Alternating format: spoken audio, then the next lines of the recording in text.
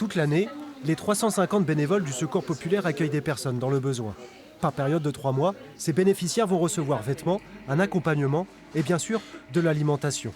C'était le cas de Mané pendant des années. Sa situation s'est améliorée, alors elle donne maintenant de son temps. Quand j'étais dans les difficultés, ils m'ont tout donné.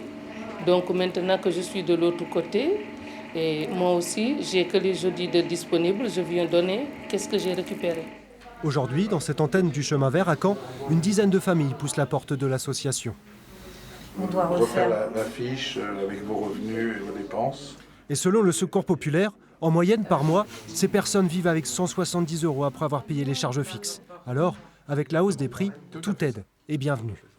Ça va, c'est très bien. J'ai payé la facture et ici, aider pour la monture.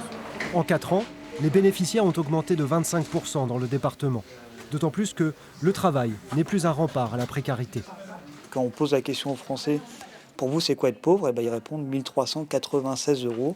C'est à 2 € près le SMIC, donc ça montre bien qu'aujourd'hui c'est très compliqué de vivre parfois en ayant un travail malheureusement. Les personnes qui viennent chez nous, non seulement elles ont des difficultés évidemment pour s'alimenter, mais c'est aussi pour payer les factures d'énergie, pour accéder aux soins, à des vacances. Un enfant sur 3 part pas en vacances.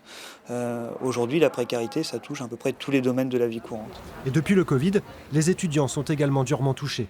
Alors, l'association a créé une antenne sur le campus de Caen pour leur venir en aide pendant leurs études. Je fais déjà la science pour la santé en accès santé, donc c'est une passerelle pour accéder aux études de médecine.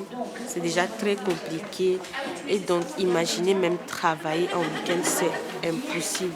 Avec ses 11 antennes sur le département, le Secours populaire tente donc de faire front pour accompagner les étudiants, les familles, en ville comme à la campagne.